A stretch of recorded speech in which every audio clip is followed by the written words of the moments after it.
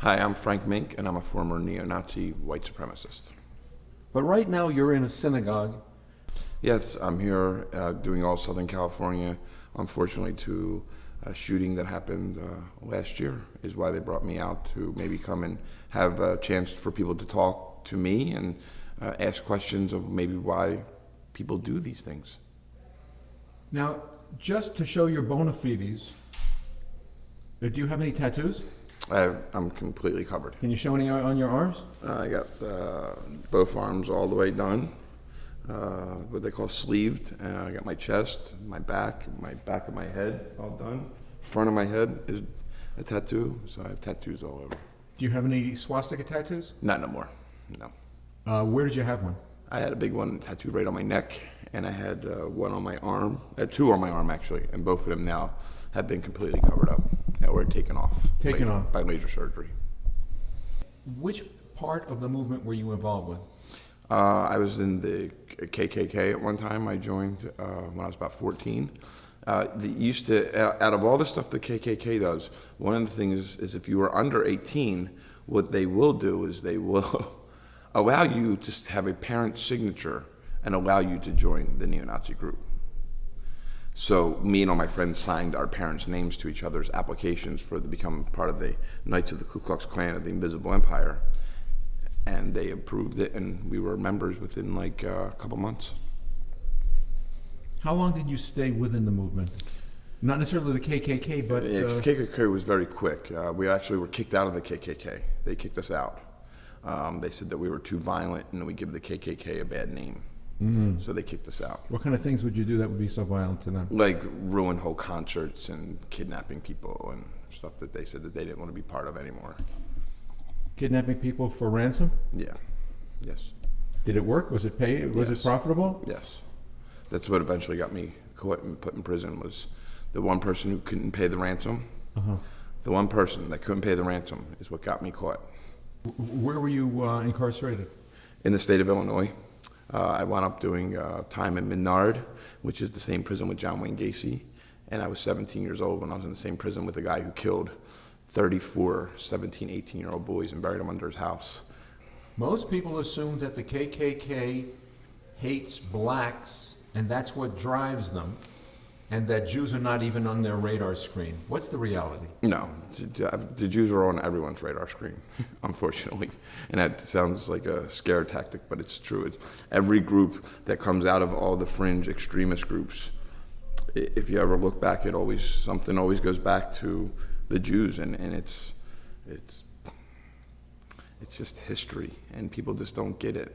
That same thing has been repeated over and over again, and they were wrong before. Why are they not wrong now? When we all know that they're wrong, but history has a funny way of repeating itself. Relative to blacks, are Jews on the same level in the eyes of neo-Nazis in terms of hate and mud people on the people who should be eradicated? No, there's no equal amongst it. There's the blacks and what people would consider mud races. They're down here, and up here is the Jews, and it's always more sinister. Always more sinister. It's always about the Jews. More deserving of punishment. Way more deserving of punishment than anybody else. It's always the Jews. What's the goal?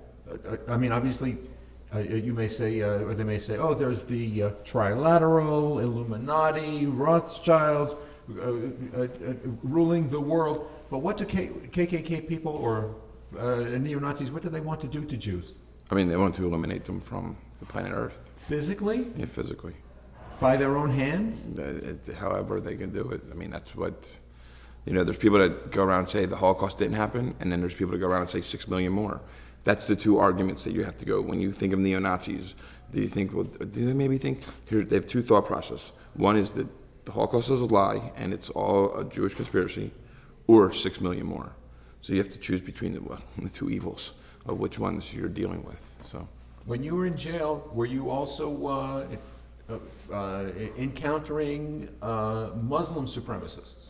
Well, there was definitely the Muslims that were in jail with me were a lot of Nation of Islam Muslims, and so they were very keen on my anti-Semitism. They really liked my answers when they would debate with the Aryans about bloodlines and this and that. And once we start talking about Jews, I can just rattle off stuff because I've been trained now to do this.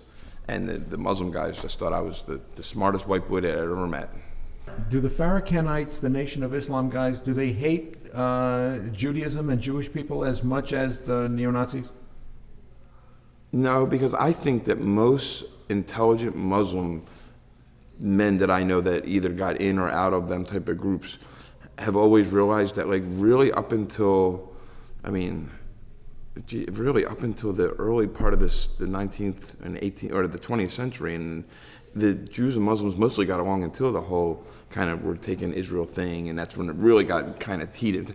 Up until then, they kind of always accepted each other and lived in each other's way, and so there was never really these uprisings until Israel being built, and then that's when a lot of people. That's what I know, and that's what a lot of my friends have always told me. Well, it's not exactly factual. Jews were always second-class citizens, the kind that blacks object to in terms of apartheid. Jews never had the equality in Muslim societies, Muslim culture.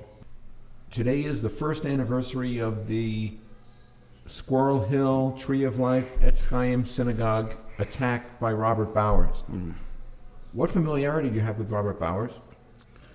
The familiarity I have with the shooter is that I know that I woke up every day and I thought about these type of incidents when I was a neo-Nazi. I woke up every day and my stomach would be tied in knots because why did they get BET and why don't we get WET? Why don't we have white entertainment television? Why did the blacks get this? Why did they? So every day I woke up with an anger and a hatred in my stomach. Resentment.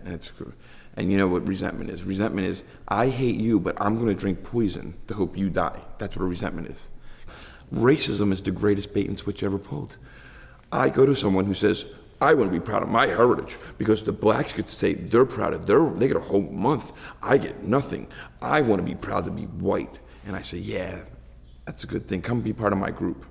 Come joins my group. We never talk about our heritage. He wants to join a group that says, I'm proud of myself and I want to talk about my heritage. When you come join a neo-Nazi group, all we do is talk about your heritage. And look what they're doing. Look what they're doing to our country. Look, they're ruining it. Look, they're ruining what could be our good heritage. I turn this man's false pride of his heritage into hate. It's the bait and switch. The greatest bait and switch ever pulled on mankind is racism. Should Jews be concerned? Absolutely. We always need to be concerned wherever we go. We're always considered an outsider, and that's been a huge problem. And so, were you a skinhead?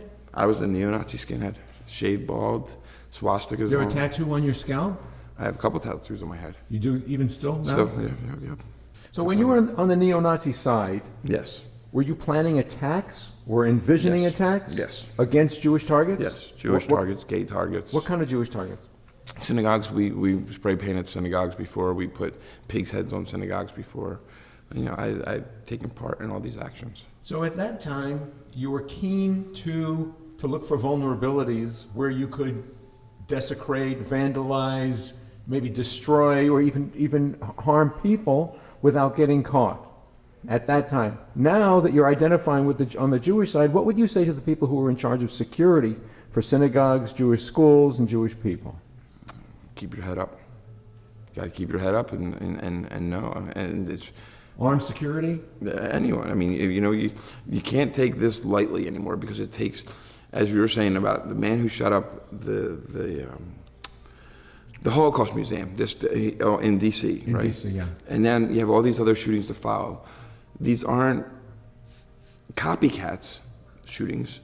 These are just planned shootings. Like, we got to stop thinking, oh, they're doing it because there's books out that the neo-Nazis write that talk about doing things like what they're talking about doing, like the Turner Diaries and Hunter. These are all books that are based on going out and eliminating other people so that our race is secure. So the 14-word oath, you know? And this was in the 80s. So neo-Nazis went and they broke a glass window that had a menorah in it. So they were the only Jewish family on the block. So the next day and within the next all the white people that lived next to them, it happened to be all white people, they went and they all got menorahs and they all put them in their window. That's the stories we need to happen. That's where we can win. That's humanity. That's empathy. That's empathy right there to such a degree. These people knew in the holiday season to have these people's window broken. Mm-hmm. How else do we stand up for them instead of going and being violent and throwing bottles at some guy we think is a neo-Nazi? Let's celebrate what they're trying to destroy and all stand together.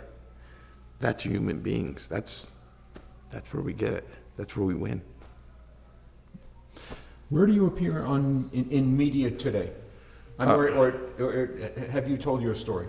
Yeah, I've told my story a couple of times, and it's been in a couple of stories. There's a documentary coming out next week on Discovery with Steven Spielberg, and I'm part of that documentary. What's it called?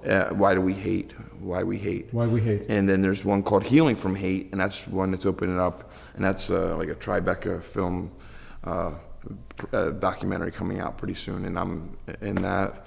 So. And this news about your returning or reconverting back to Judaism, which that you weren't even educated in, you're coming back. Where is this going to be mentioned in the news? I know that Rolling Stone has a thing that I told the Rolling Stone reporter, and it's been in a couple other small print places. But the great thing about life is it's just a journey. So I'm going to keep on learning, and I love it. And I'm now marrying Jewish, and so what a wonderful life. What a great life.